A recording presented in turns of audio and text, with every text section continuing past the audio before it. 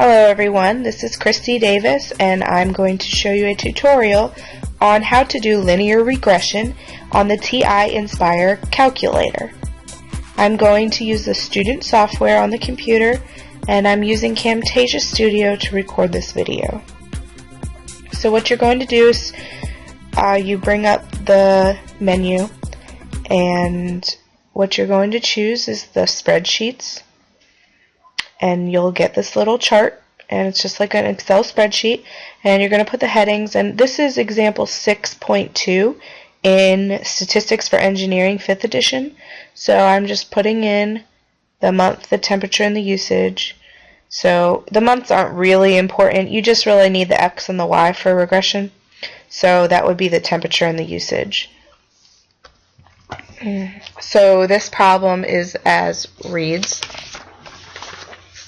The number of pounds of steam used per month by a chemical plant is thought to be related to the average ambient temperature for that month.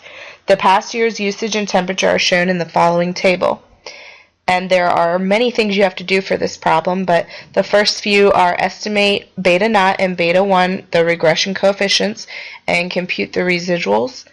And then I'm also going to show you on here how to find the confidence interval. But from everything that you get in these tables, everything that you get from the calculator, you can figure out everything else for this problem. And right there I showed you if you actually mess up, which I did, you can actually highlight what you want and hit cut and paste. So I'm going to zoom in here. Statistics, you go to stat calculations and you go to linear regression and the mx plus b, not the ax plus b.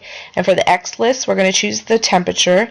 For the y list, we are going to choose the usage.